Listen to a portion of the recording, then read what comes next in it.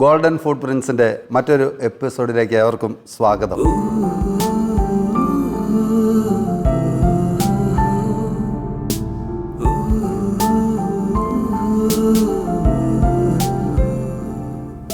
സകലകലാവല്ലഭനായ reverend doctor Thomas മുരയിലച്ചൻ്റെ ആവേശോജ്വലമായിട്ടുള്ള പ്രവർത്തനങ്ങളുടെ ഒരു തുടർച്ച അല്ലേ? അതിന്റെ ഒരു നേർ കാഴ്ച ഇനി ഈ എപ്പിസോഡിലും നമുക്ക് കാണാവുന്നതാണ്. KCSലൂടെ കുഞ്ഞുങ്ങളെയും KCYMലൂടെ യുവജനങ്ങളെയും സംഘടനാ പാഠവും നേതൃത്വ ഗുണങ്ങളുമുള്ളവരാക്കി വളർത്തിയെടുത്തു അല്ലെ. ഇനി അച്ഛൻ ഇടവകയിലേക്ക് ഇറങ്ങി പ്രവർത്തിച്ചപ്പോൾ അച്ഛൻ്റെ അനുഭവങ്ങൾ എങ്ങനെയായിരുന്നു? 77 റോമിന് പോകുന്നു, തിരിച്ച് 83 എത്തുന്നു. 83 പുത്തൻപള്ളി വികാരിയാകുന്നു 2 കൊല്ലം. അവിടം കഴിഞ്ഞിട്ട് പിന്നെ CYMലേക്ക് വരുന്നു. അത് കഴിഞ്ഞ് നീലൂർക്ക് പോകുന്നു 91. നീലൂരിൽ നിന്ന് ഭരണങ്ങാനത്ത് അൽഫോൻസാമ്മയുടെ വൈസ് പോസ്റ്റലേറ്റായിട്ട് വരുന്നു. അവിടെ നിന്ന് വടകരയ്ക്ക് പോകുന്നു. വടകര തിടനാട്ടിന് പോകുന്നു. തിടനാട്ടിൽ നിന്ന് കുറലങ്ങാട്ട് വരുന്നു. കുറലങ്ങാട്ട് സെമിനാരി വരുന്നു. സെമിനാരി വരുന്നു, റെക്ടറായിട്ട് വരുന്നു. സെമിനാരി എന്ന് ഞാൻ പഠിച്ച സെമിനാരിൽ റെക്ടറായിട്ട് വരും. റൂട്ട് നല്ല കൃത്യമായിട്ട് അല്ല 16 ഇയേഴ്സ് ഓൾഡായപ്പം 16ാമത്തെ വയസ്സിൽ അവിടെ സെമിനാരി പഠിപ്പിച്ചു. 60 ആയപ്പം അവിടെ റെക്ടറായിട്ടോ ഒരു കാലഘട്ടം പോയി. അത് റെക്ടറാകുകയും അതേപോലെ തന്നെ അത് തമ്മിലുള്ളൊരു വർഷങ്ങളുടെ ഒരു ഗ്യാപ്പ് ഉണ്ടല്ലോ. അവിടെയുള്ള ഈ പാസ്റ്റർ സർവീസിൻ്റെ പെട്ടെന്ന് ഓർത്തെടുക്കാവുന്ന ചില അനുഭവങ്ങളിലേക്ക്. അല്ല, അത് വലിയ അനുഭവങ്ങളല്ലേ, ഓരോ പള്ളിക്ക് ഓരോതാ. അതായത് ഇപ്പം ഞാൻ അവിടെ നിന്ന് പിന്നെ സെമിനാരിൽ നിന്ന് പിന്നെ കാഞ്ഞിരത്താനത്ത് വരുന്നത്, കാഞ്ഞിരത്താനത്ത് അവസാനം വരുന്നത് മൂന്നാനിലാണ്. അപ്പോൾ 5 കൊല്ലം ഇരുന്നത് പിന്നെ ഇടവക പിന്നെ അസിന്ധ്യയായിട്ട് ലാലത്തിൽ, അത് സർവ്വകാല റെക്കോർഡാണ്. സാധാരണ അസിന്ധ്യയായിട്ട് അധികം വഴിക്കാറില്ല. KCSലുണ്ടായിരുന്നു കേട്ടോ. പിന്നെ കുറലിങ്ങാട്ട് 5 കൊല്ലം ഉണ്ടായിരുന്നു. പിന്നീടടുത്തൊക്കെ 2, 3 അതാണ് എൻ്റെ ശരാശരി. 2 വരേണ്ടത് വന്നിട്ടുണ്ട്, ചില നിയമനത്തിന് പ്രത്യേകം കൊണ്ട് വന്നിട്ടുണ്ട്. അതാണ് എൻ്റെ. അപ്പോൾ അതിൽ കുറലിങ്ങാടൊരു പക്ഷേ കേരളത്തിൽ ഏറ്റവും കൂടുതൽ ഇടവകക്കാരുള്ളതാണ്. അപ്പോൾ 1000 അവിടെ 2000, 3000 അടുത്ത് വന്നിട്ടുണ്ട്. അച്ഛാ, ഈ ഓരോ ഇടവകയിലെ ഈ കുടുംബവുമായിട്ട് ബന്ധപ്പെട്ട് അവരുടെ ഒരു വിശ്വാസ ജീവിതം, പ്രത്യേകിച്ച് നമുക്കറിയാം ഒരു ആ കാലഘട്ടത്തിലൊക്കെ ചിലപ്പം ദാരിദ്ര്യമുണ്ട് അല്ലേ, അതേപോലെ തന്നെ എന്താ പറയുന്നത് തിന്മകളുടേതായിട്ടുള്ള മദ്യപാനത്തിൻ്റേതായിട്ടുള്ള ഒത്തിരി പ്രശ്നങ്ങൾ നമ്മളുടെ ഇടവകയിൽ കുടുംബങ്ങളുണ്ട്. അപ്പം അതൊക്കെ ആയിട്ട് ബന്ധപ്പെട്ട് നമുക്കൊരു അച്ഛൻ എന്ന് പറഞ്ഞു കഴിഞ്ഞാൽ ആത്മീയൻ മാത്രമല്ല, അച്ഛൻ എല്ലാത്തിൻ്റെ ആളാണ്. മനസ്സിലായില്ലേ? പണ്ടത്തെ കാലത്ത് ഒരു ഇടവകയെന്ന് പറഞ്ഞാൽ ഇടവകയിലെ പേര് പറഞ്ഞില്ലേ, അവൻ വൈദ്യനായിരുന്നു, വക്കീലായിരുന്നു, മജിസ്ട്രേറ്റായിരുന്നു, വാദ്യാരായിരുന്നു, എല്ലാത്തിൻ്റെയും കൂടെയായിരുന്നു. അങ്ങനെ ഒരു കൺസെപ്റ്റാണ്. അതുകൊണ്ട് അച്ഛന് പറഞ്ഞാൽ അതിനപ്പുറത്തില്ല. വലിയൊരു ആദരവും അല്ല, വലിയതായിരുന്നു. ഇടവകയിൽ ഞാൻ ഈ പ്രോജക്റ്റ് തുടങ്ങി, കുടുംബം തിരുക്കുടുംബം. അത് പിന്നെ ക്ലിക്ക് ചെയ്ത് കൂടുതൽ തന്നിരിക്കുന്നത് കൊള്ളങ്ങാട്ടുണ്ടായിരുന്നു, എങ്കിലും അത് തിടനാട്ടാണ്. പിന്നെ തിടനാട്ട് വേറെ വലിയ സംഭവമുണ്ട്, കാറ്റഗറ്റിക്കൽ പ്രോഗ്രാമാണ് ഏറ്റവും പ്രധാനപ്പെട്ട. ഇന്നിപ്പോൾ നമ്മൾ ഈ പറയുന്ന നിങ്ങൾ കഴിഞ്ഞ ദിവസം കഴിഞ്ഞതേ ഉള്ളല്ലോ ഈ കലോത്സവം. അത് 1991 നീലൂർ തുടങ്ങിയതാണ് ഞാൻ. ശരി. കാരണം അതിന് തുടങ്ങാൻ ഞാൻ തുടങ്ങിയെന്ന് പറയാൻ ഞാൻ പറഞ്ഞില്ലേ, സെമിനാരി ആയിരിക്കും വരുന്നതിന് മുമ്പ് ഷമാശന്മാർ വരുമ്പോൾ സമര ക്ലാസ് ഉണ്ടെന്ന് പറഞ്ഞില്ലേ, അതിൻ്റെ മനസ്സിലെപ്പോഴും അതിൻ്റെ ചൂട് എനിക്കിതിപ്പുണ്ട്.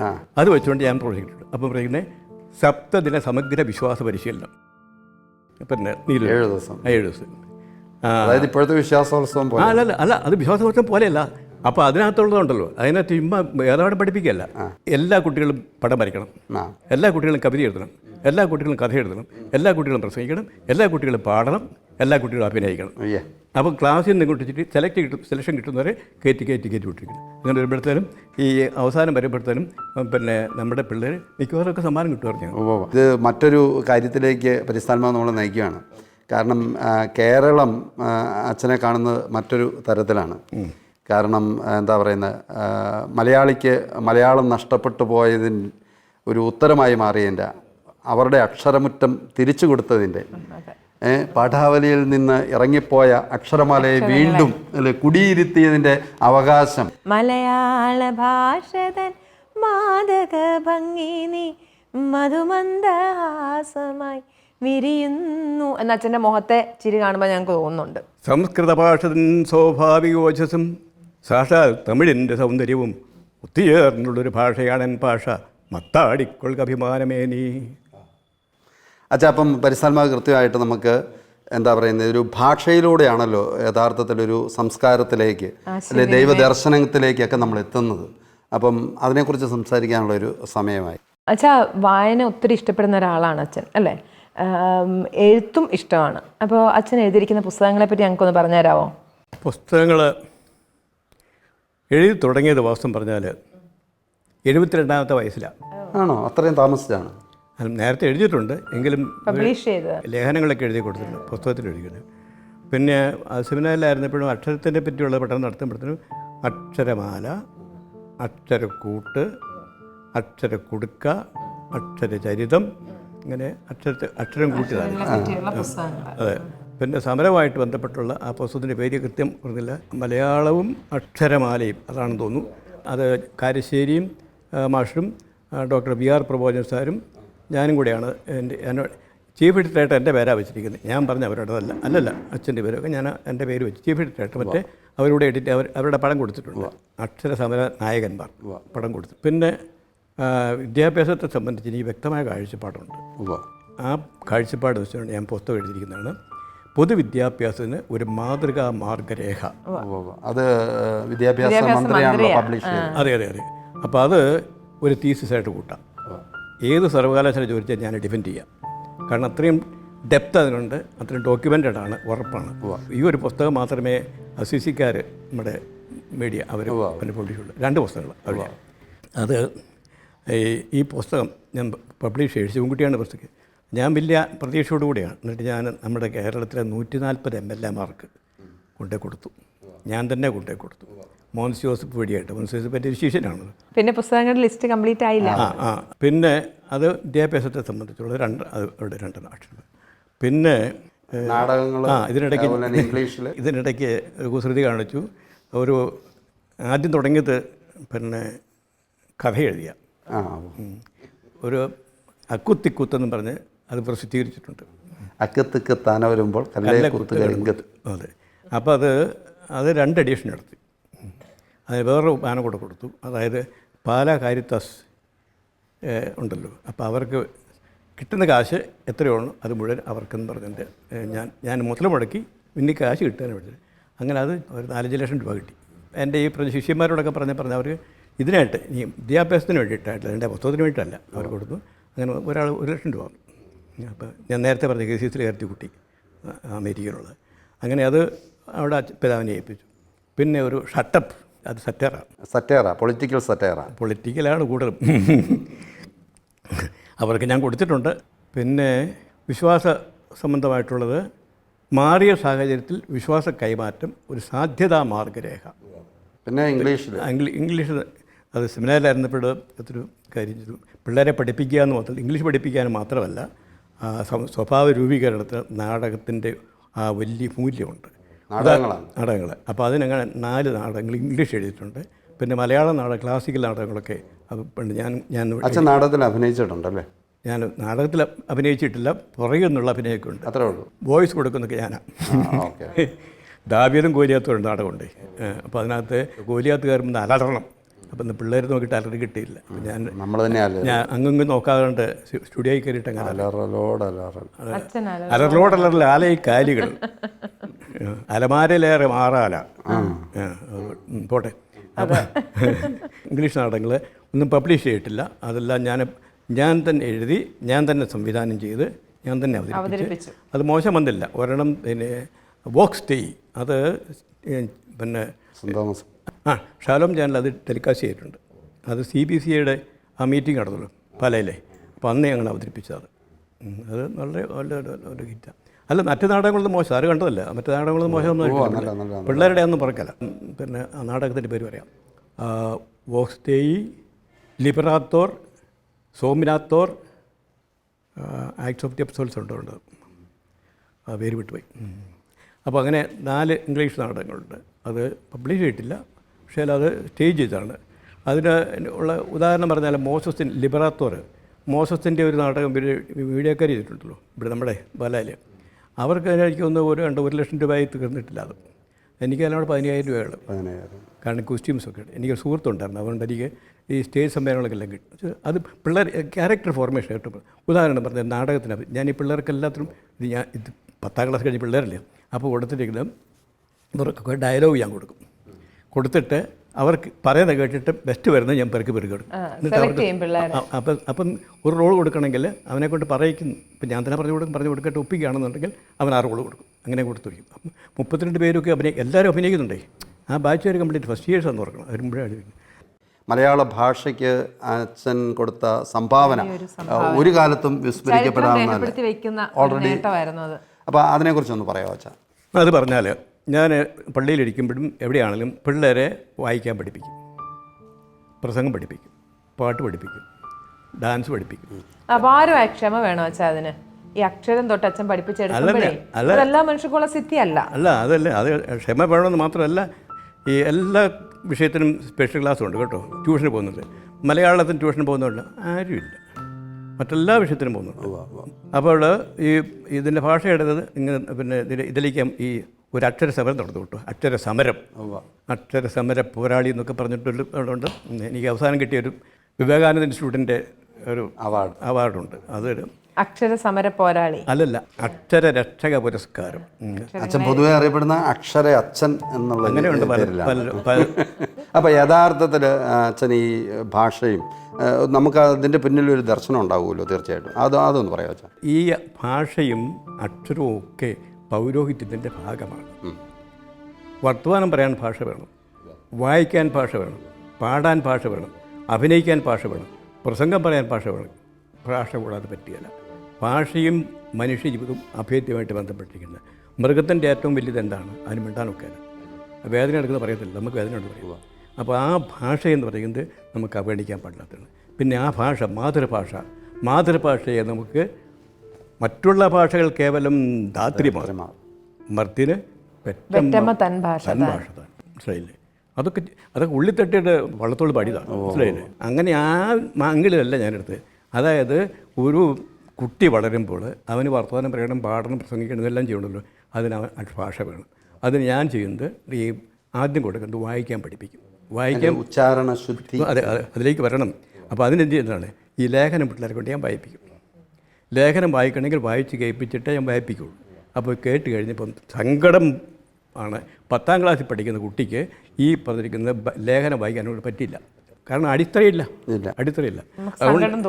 ഇപ്പം ഡിഗ്രിക്കാർക്കും PGക്കാർക്ക് പോലും തെറ്റാതെ മലയാളം എഴുതാൻ പോലും നിങ്ങൾ അധ്യാപകർ ശ്രമിക്കണം. മലയാള അധ്യാപകർ ഉച്ചരിക്കേണ്ട ഘട്ടം എനിക്ക് സങ്കടമാണ്. അടുത്ത ഘട്ടത്തിലേക്ക് നീങ്ങും, അടുത്ത പിന്നെ ഓണം ആശംസിക്കും, മനസ്സിലായില്ലേ? ഇതിപ്പം ഇത് സാധാരണ. പക്ഷേ വേറൊരു കാര്യമുണ്ട്, ഞങ്ങളുടെയൊക്കെ ചെറുപ്പത്തിൽ വീട്ടിൽ ജോലിക്ക് വരുന്ന ആളുകളുണ്ടല്ലോ, അവർ പള്ളിക്കൂടത്തിൽ പോയിട്ടേ ഇല്ല, പക്ഷേ പറയുന്ന ഭാഷ ശുദ്ധ മലയാളമാണ്. ഞാൻ പറഞ്ഞില്ലെങ്കിൽ അങ്ങനെ മലയാളത്തെ നശിപ്പിച്ചിരിക്കുന്നു. ഞാനിത് മനസ്സിലാക്കുന്നത് ഈ കുട്ടികളെ കൊണ്ട് ഈ പിന്നെ ലേഖനം വായിക്കാൻ നോക്കുമ്പോഴാണ്. അപ്പോൾ ഇതിനകത്ത് ഈ പറഞ്ഞിരിക്കുന്നത് ഒന്നും അറിയത്തില്ല. പക്ഷേ ആദ്യഘട്ടത്തിൽ കുഴപ്പമില്ലാഞ്ഞു. അതായത് ഒരു 20-25 കൊല്ലം ഉള്ള പിള്ളേർ എനിക്കുണ്ട്. അന്നൊരു കുഴപ്പമില്ല. അന്ന് DPP വിദ്യാഭ്യാസം അതിലേക്ക് വന്നതോടുകൂടിയാണ്. അതെ, അതിലേക്ക് വന്നത് എങ്ങനെയാണ്? ഞാനെന്നിട്ട് റൂട്ട് തപ്പി നോക്കിയപ്പോൾ ഈ പിള്ളേർക്ക് അക്ഷരം വായിക്കാൻ പറ്റത്തില്ല. എന്നാ പഠിക്കുന്നത്? സാറുമാരോട് ചോദിച്ചപ്പോൾ അയ്യോ, പിന്നെ കോളേജ് ചോദിച്ചപ്പോൾ പറഞ്ഞു, അയ്യോ അച്ഛാ അവർക്ക് അക്ഷരത്തെറ്റ് കൊണ്ട് സഹിക്കത്തില്ല. എല്ലാവരും അതാ പറയുന്നത്. പിന്നെ എവിടെയാണ് പറ്റിയിരിക്കുന്നത്? കോളേജുകാരൻ പറഞ്ഞത് അത് പിന്നെ ഹൈസ്കൂളിൽ പഠിക്കണം. ഹയർ സെക്കൻഡറി ചോദിക്കുമ്പോൾ അത് അയ്യോ പ്രൈമറി പള്ളിക്കൂടം 1ാം ക്ലാസ്സിൽ പഠിപ്പിക്കേണ്ടതാ, ഞങ്ങൾക്കൊന്നുമില്ല. 1ാം ക്ലാസ്സിനോട് ചോദിച്ചിട്ട് പറഞ്ഞു, അച്ഛാ ഞാൻ ചോദിച്ചു എന്നാ കുഴപ്പമെന്ന് ചോദിച്ചപ്പോൾ ഒന്നിലെ ടീച്ചറാണ് പറഞ്ഞത്, അച്ഛാ അക്ഷരമാല ഇല്ല. അതല്ല അത് അച്ഛാ അക്ഷരമാല ഇല്ലെന്ന് മാത്രമല്ല, അക്ഷരം പഠിപ്പിച്ചാൽ കുഴപ്പമെന്ന് പറഞ്ഞു.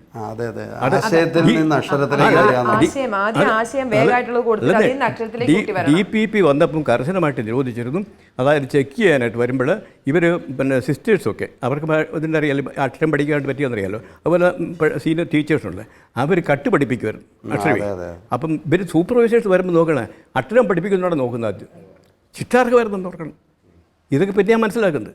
അതുകൊണ്ടാണ് അന്വേഷിച്ചിട്ട് 1 മുതൽ 10 വരെയുള്ള പാഠാവലി മുഴുവൻ ഞാൻ മേടിച്ച് കഴിഞ്ഞിട്ട് പരിശോധിച്ചപ്പോൾ അക്ഷരമാലയുണ്ട്.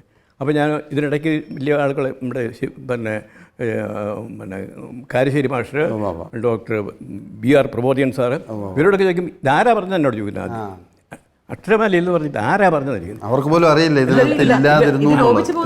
അല്ല, ആർക്കും അറിയത്തില്ലേ? ഈ സാറുമാർക്കും അറിയത്തില്ലേ? 1ാം ക്ലാസ്സിലെ ടീച്ചറായിരുന്നുള്ളൂ, 10ലെ ടീച്ചറായിരുന്നില്ലേ? അത് ടീച്ചർ അറിയേണ്ട കാര്യമില്ല, കോളേജ് അറിയേണ്ട കാര്യമില്ല. അച്ഛൻ തീഷ്ണതയോടുകൂടി വലിയൊരു ഫൈറ്റ് തന്നെയാണ് അതിന് വേണ്ടിയിട്ട് നടന്നത്. അപ്പോൾ അതാണ് പറയേണ്ടത്. അത് സമരം ആരംഭിക്കുന്ന എവിടെയാണ് മൂന്നാനിൽ നിന്ന്. അപ്പോൾ ഇത് കണ്ടു കഴിഞ്ഞപ്പോഴത്തെ സങ്കടം കൊണ്ട് സഹിക്കാൻ മേലാണ്ട് ഞാൻ ഒരു ബന്ധമുണ്ട്. അപ്പോൾ ആദ്യം ഒരു ലേഖനം എഴുതി, അടിത്തറയിളകിയ ശ്രേഷ്ഠ ഭാഷ മലയാളം. അത് പബ്ലിഷ് ചെയ്തു. എല്ലാവരും കണ്ടു, തീർന്നു. സാക്ഷര കേരളം, പിന്നെ മാർഗ്ഗദാനം മഹാഭാവം, അങ്ങനെ കുറേ ലേഖനങ്ങളൊക്കെ എഴുതി. അതൊക്കെ ആരായിരുന്നു 1-2 ദീപികയിലും. പിന്നെ മംഗളം ഒരു രാജ്യമാറ്റിയുണ്ട്, അവന് ക്ലിക്ക് ചെയ്തു. അപ്പോൾ അതിനുശേഷം ഞാൻ കൊടുക്കുന്ന ലേഖനങ്ങളല്ല അവർ പബ്ലിഷ് ചെയ്തു. അപ്പോൾ ഒരു 10-25 ലേഖനം, എൻ്റെ തന്നെ 10-12 വന്നു. ഇതിൻ്റെ ഒരു ടേണിംഗ് പോയിന്റ് ആയിട്ട് വരുന്നത് എവിടെയാണ്? ഇത് ശ്രദ്ധിക്കപ്പെട്ടത് എങ്ങനെയാണെന്ന് പറഞ്ഞു കഴിഞ്ഞാൽ ഗവൺമെൻറ് അത് ഞാൻ 3 കൊല്ലം കഴിഞ്ഞു ഗവൺമെൻറ്റിലേക്ക് വരുന്നത്. അതായത് ഇത് തുടങ്ങി കഴിച്ച് ഞാനിങ്ങനെ തപ്പി ആദ്യമായിട്ട് പിന്നെ ഈ അക്ഷരമാല ഇല്ലെന്ന് കണ്ടുപിടിച്ചില്ലേ. കണ്ടുപിടിച്ച ശേഷം അതിനെപ്പറ്റി ഞാൻ ലേഖനങ്ങളിലിട്ടാലും കേട്ടില്ല. പിന്നെ ഇത് എങ്ങനെ കൊണ്ടുവരാൻ സാധിക്കുന്നത്? അങ്ങനെ വന്നപ്പോഴാണ് ഞാൻ നിവേദനം അയക്കാൻ തുടങ്ങി. അവസാനം വന്നപ്പോഴാണ് ഞാൻ കാപ്പൻ വഴിയായിട്ട് MLA വഴിയായിട്ട് ഒരു നിവേദനം, എനിക്കൊരു കത്ത് കിട്ടി. അക്ഷര പാഠപുസ്തകി പിന്നെ അതിനെ സംബന്ധിച്ച് അച്ഛൻ്റെ അപേക്ഷ ഫോർവേഡ് ചെയ്തിട്ടുണ്ട്, വിദ്യാഭ്യാസത്തിൽ കൊടുത്തിട്ടുണ്ട്.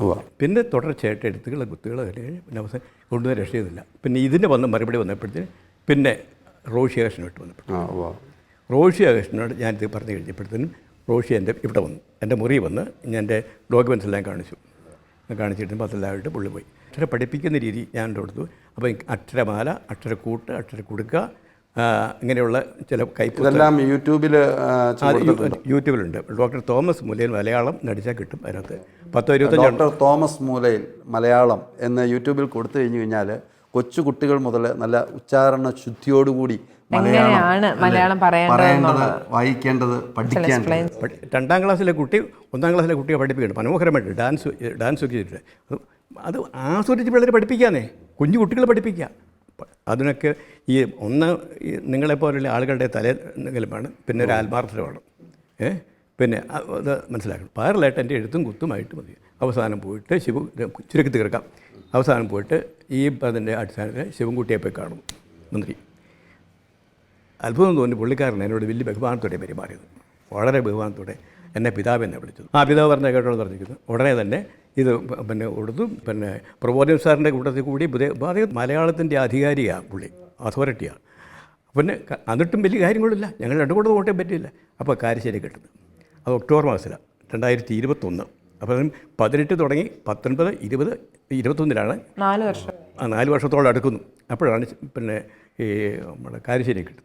കാരശ്ശേരി കിട്ടിയപ്പം പിന്നെയും കാരശ്ശേരി ഇതാരാ പറഞ്ഞാൽ ചോദിക്കുന്നത്, ഇവരെല്ലാം ചോദിക്കുന്നതാ, ഞാനാ പറഞ്ഞേ. എന്നിട്ട് പിന്നെ പുള്ളിക്കാരൻ എഴുതിയിട്ടുണ്ട്. ഒരച്ഛൻ പറഞ്ഞുകൊണ്ടാണ് ഇതിൻ്റെ ഒറ്റ കേൾവി വിശ്വസിച്ചതെന്ന് പറഞ്ഞു. ഏതെങ്കിലും പുള്ളി ഇളകി കഴിഞ്ഞപ്പോഴും പുള്ളി ഒരു ലേഖനം എഴുതി, മാതൃൽ എഴുതി. അതായത് വിദ്യാഭ്യാസ മന്ത്രി വായിച്ചറിയാൻ. അത് ഒക്ടോബർ മാസത്തിൽ എഴുതി. പിന്നെ തുടർച്ചയായിട്ട് എൻ്റെ ലേഖനം. അപ്പോൾ ഞാൻ പറഞ്ഞു, എൻ്റെ പിന്നെ ഞാൻ എത്രയോ ലേഖനങ്ങൾ അവിടെ മുടിഞ്ഞ് വിട്ടുവിട്ടിരിക്കുക, അല്ല അച്ഛനാ കൊടുക്കുക എന്ന് പറഞ്ഞു. അപ്പം ഞാൻ കൊടുത്തു, എൻ്റെ ലേഖനം വന്നു. പിന്നെ പ്രൊഫസർ സാർ അങ്ങനെ എല്ലാം കൂടെ 7 ലേഖനോ 8 ലേഖനോ വന്നു. നവംബർ പിന്നെ 8-ാം തീയതി വിദ്യാഭ്യാസ മന്ത്രി അസംബ്ലിയിൽ പറഞ്ഞിരിക്കുന്നു അക്ഷരമാല ചേർക്കാൻ പോകുന്നു. അതോടെ പത്രങ്ങളെല്ലാം നിരത്തി. എല്ലാ പത്രങ്ങളും ഞങ്ങൾ നടിക്കുന്നു, എല്ലാവരും കൊടുത്തിരിക്കുകയാണ്. ഒരു പത്രം എഴുതി ഞങ്ങളുടെ ഭയച്ച് ബേറ്റു, പേര് ഞാൻ പറയുന്നില്ല വിട്ടു. അങ്ങനെ ഓരോരുത്തരും അങ്ങ് എഴുതി കഴിഞ്ഞിട്ട് മംഗളം മാത്രം എഴുതി. മൂലരച്ചൻ്റെ സന്തോഷത്തിൻ്റെ ദിവസം പറഞ്ഞിട്ട് എൻ്റെ പടവും കൊടുക്കും പോട്ടെ. അപ്പോൾ ഇതോടെ അക്ഷരമാല വന്നില്ലല്ലോ, അവരുടെ വന്നിട്ടില്ല. അത് ക്ലൈമാക്സാണ്. ഈ കാരശ്ശേരിയുടെ ആൻറ്റി ക്ലൈമാക്സ് മറ്റൊരു ക്ലൈമാക്സാണ്. അതെ, ഈ ശിവൻകുട്ടിയുടെ പ്രഖ്യാപനം അപ്പോഴും വന്നിട്ടില്ല. ഇല്ല, സൂപ്പർ ക്ലൈമാക്സ് ഉണ്ട്. എന്ന് വെച്ചാൽ ഈ പറഞ്ഞിരിക്കുന്ന നവംബർ 8-ാം തീയതി ആണ്, ഓർമ്മ വിട്ടുപോകുന്ന സംശയമുണ്ട്, വന്നു. അത് കഴിഞ്ഞ ശേഷം പിന്നെ അടുത്ത അധ്യയനം എന്ന് പറയണ്ടേ, അടുത്ത അധ്യയനം വന്നപ്പം അടുത്ത അധ്യയന വർഷം പാഠപുസ്തകം വന്നപ്പം ഇത് വരുന്നുണ്ട് പരിഷ്കരണത്തിന് വേണ്ടിയിട്ട്. അല്ല, നോക്കിയിരിക്കുന്ന ഞാൻ മാത്രമേ ഉള്ളൂ, വേറെ ആരുമില്ല. ആറുമാർക്കാരൊക്കെ വേണ്ട, ഒരു രാഷ്ട്രീയ പാർട്ടിക്കും വേണ്ട. ഞാൻ നോക്കിയപ്പോൾ അക്ഷരമാല വന്നിട്ടില്ല, പാഠപുസ്തകം വന്നിട്ടുണ്ട്. അപ്പം ഞാൻ വിളിച്ചു. പിന്നെ എനിക്ക് ഇച്ചിരി ബലമായി. ഞാൻ ഉടനെ ഈ SCRT വിളിച്ചു. അവരാണ് ഇതിൻ്റെ ആൾക്കാർ. അപ്പം ആദ്യം വിളിച്ചപ്പം അല്ല അതൊന്നും എവിടെയെന്ന് അറിയത്തില്ല എന്ന് പറഞ്ഞു. ഞാൻ പറഞ്ഞു മന്ത്രിയുടെ ഒരു ഓർഡർ ഉണ്ടായിരുന്നല്ലോ പറഞ്ഞു. മന്ത്രി പറഞ്ഞാൽ ഞങ്ങൾക്കറിയത്തില്ല, എനിക്ക് അറിവൊന്നും കിട്ടില്ല. ഉണ്ടെന്നേ. ശരി. രേഖ തന്നെ പറഞ്ഞിട്ടുണ്ട്, ഇപ്പോൾ പാഠപുസ്തകം പരിഷ്കരിച്ചുകൊണ്ടിരിക്കുകയാണ്, അപ്പോൾ പരിഗണിക്കാമെന്നാണ് എനിക്ക് കിട്ടിയ മറുപടി. അത് രണ്ടും അപ്പം പറഞ്ഞു ഒരു 4 കൊല്ലമെങ്കിലും എടുക്കുന്നു അതെ പരിഷ്കരിക്കാനായിട്ട്. അപ്പോൾ അടുത്തയാണ്ട് ഒരു പറഞ്ഞിരിക്കുന്നത്. പിന്നെ തിരിച്ച് പിന്നെ തിരുവനന്തപുരം പോയി. 25 കൊല്ലം കൂടി എനിക്ക് യാത്രയൊന്നും പറ്റില്ല. 25 കൊല്ലം കൂടി ഞാൻ തിരുവനന്തപുരത്തിൽ പോകുന്നത് ഈ പിന്നെ മന്ത്രിയെ കാണാൻ 2 തവണ, വേറെ പോയില്ല. അപ്പോൾ അത് കഴിഞ്ഞിട്ട് പിന്നെ സംഗതി മാറിയല്ലോ. ഇത് കഴിഞ്ഞപ്പോൾ എനിക്ക് ഉറപ്പ് വന്നു ഇത് അടുത്തയാണ്ട് തന്നെ വന്നിരിക്കുമെന്ന് പറഞ്ഞു. അപ്പോൾ ഞാൻ ഉടനെ തന്നെ വാക്ക് കൊടുത്തിട്ട് ഞാൻ സെൻറ് തോമസ് ട്രെയിനിങ് കോളേജിൽ ഒരു പ്രോഗ്രാം പിന്നെ മന്ത്രിയെ ക്ഷണിച്ചാണ്.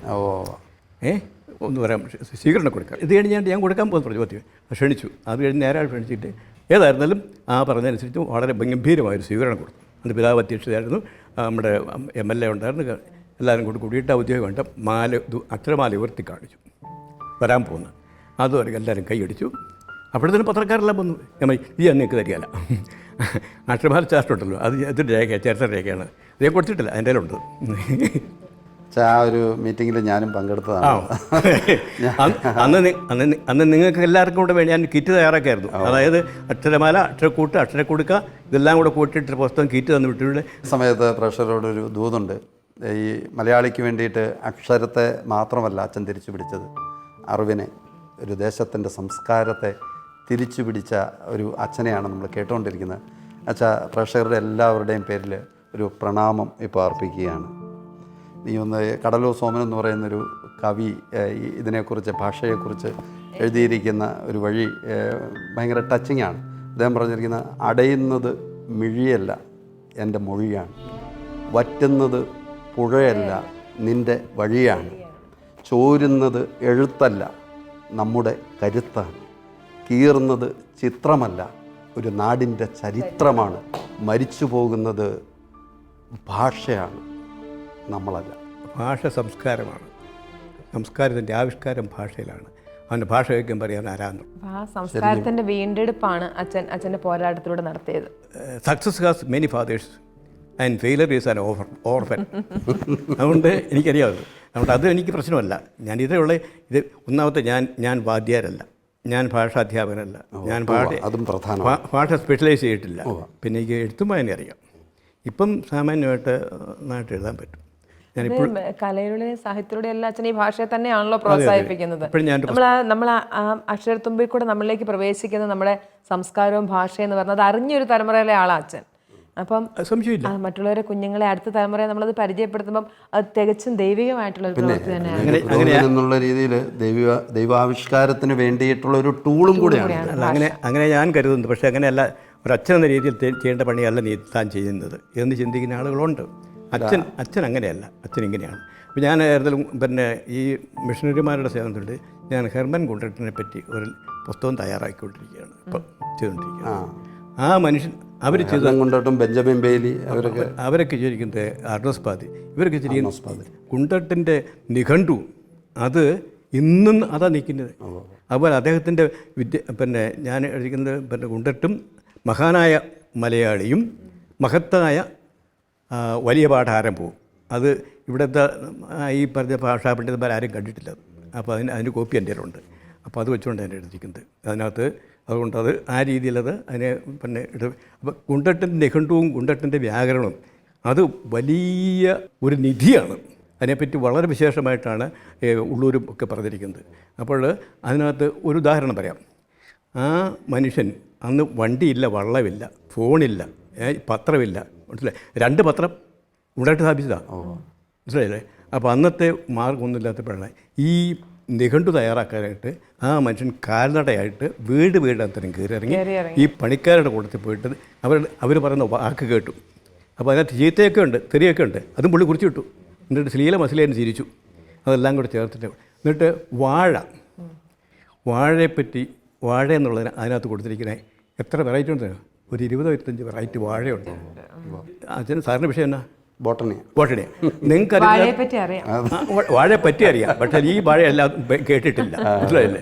അതായത് സസ്യശാസ്ത്രജ്ഞന്മാർക്ക് പോലും ഇന്ന് അറിവില്ല, ഇന്നത്തെ ഈ ആധുനിക യുഗത്തിൽ അറിയത്തില്ല അതിനെപ്പറ്റി. അപ്പോൾ അതെല്ലാം കൂടെ ചേർത്ത് അത് എന്തോ ഒരു വർക്കാ മനുഷ്യൻ ഇരിക്കുന്നു പറഞ്ഞു. 20 കൊല്ലം 60-ലധികം പുസ്തകം ആ മനുഷ്യൻ എഴുതിയിട്ടുണ്ട്, എന്നിട്ട് കണ്ടുപിടിച്ചിട്ടില്ല. എത്രയുണ്ടെന്ന് അറിയത്തില്ല. ജർമ്മനി വേറെ. മറ്റൊരു ദൂത് പറഞ്ഞ് അവസാനിപ്പിക്കാനുള്ള സമയമായി. കാരണം അച്ഛൻ ക്രൈസ്തവ മിഷണറിമാരുടെ സംഭാവനകളെക്കുറിച്ച് പറയുമ്പോൾ അച്ഛൻ വികാരാധീനനാകുക. കാരണം അത്രമാത്രം ഉന്നതമായിട്ടുള്ള കാര്യങ്ങളാണ് മിഷണറിമാരിലൂടെ ഈ ദേശത്തിന് കിട്ടിയിരിക്കുന്നത്. അതിൻ്റെ ഒരു തുടർച്ച എന്നുള്ള രീതിയിൽ ഇന്നും പാലാരൂപതയിലൂടെ അവിടുത്തെ പ്രഗത്ഭരായിട്ടുള്ള വൈദികരിലൂടെ സംസ്കാരത്തെ പിടിച്ചു നിർത്താനായിട്ട്, മാനവികതയെ പിടിച്ചു നിർത്താനായിട്ട് ഉള്ള വലിയ മുന്നേറ്റങ്ങൾ നടന്നുകൊണ്ടിരിക്കുകയാണ്. തീർച്ചയായിട്ടും അച്ഛൻ ഒരു അമരക്കാരൻ മാത്രമല്ല, അച്ഛൻ പറഞ്ഞത് കുറച്ച് മാത്രമാണ്, ചെയ്തതോ അതിലേറെയും. പിന്നെ അച്ഛൻ പറഞ്ഞ മറ്റൊരു പ്രധാനപ്പെട്ട പോയിൻ്റ്, ഇത് നമുക്ക് ഏവർക്കും ബാധകമാണ്. നാം മാറുക, നാം നന്നാകുക. നമ്മൾ ഓരോരുത്തരും മാറുമ്പോൾ ഈ സമൂഹം മാറും എന്നുള്ള ക്രിയാത്മകമായിട്ടുള്ള ഒരു നിർദ്ദേശം പങ്കുവെച്ചുകൊണ്ട് വലിയ സ്നേഹത്തോടു കൂടി അല്ലേ ഓക്കെ ഈശോ വിശേഷിക്കും സ്തുതിയായിരിക്കട്ടെ.